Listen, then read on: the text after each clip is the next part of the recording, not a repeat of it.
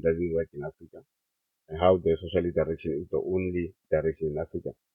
He is detailing it more or less the same way as Mbeki is saying, but more on a theoretical basis.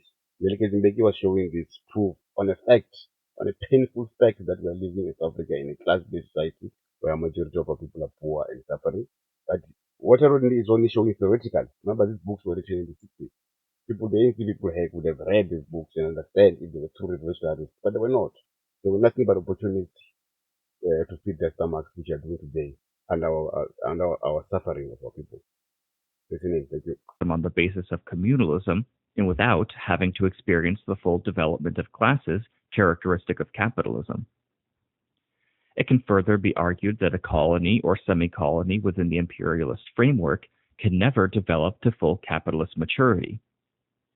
Africa has experienced almost as many years of capitalist development as Europe. But in our case, the unfolding of capitalism has meant historical arrest and backwardness. The accompanying stratification never approximated to the dynamic of capitalism in the metropoles. Thus, one could never expect capitalism to perform in Africa the historically progressive role it played in Western Europe. This is yet another fact of a more refined theory concerning the states of human social advance. Such a theory must cease assuming that development is self-contained for any given group or society. And this line of reasoning also reinforces the conclusion that for Africa, a different path to socialism is not only possible, but is unavoidable. An ideology such as Ujamaa is scientific insofar as logically and scientifically it charts this new path. The fact that the path of Ujamaa in broad outline is so reminiscent of one perceived by Marx is a salutary coincidence insofar as this particular discussion is concerned.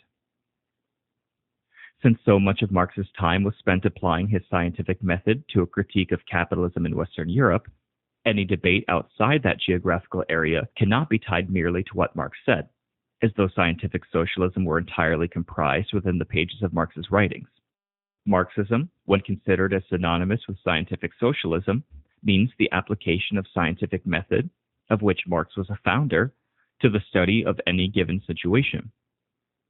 This is a task of such complexity that Marx and Engels often issued warnings that the chances of incorrect conclusions were high.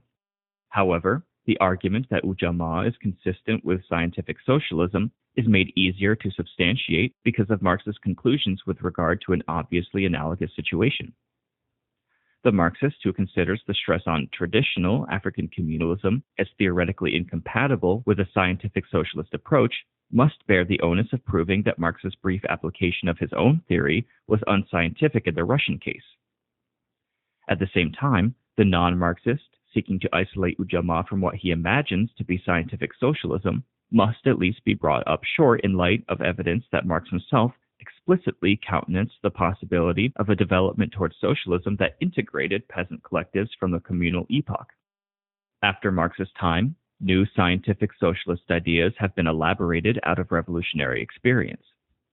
Their accuracy and relevance have been tested by nothing less than the experience of building socialism in economically backward countries in the teeth of imperialist opposition. I would like to now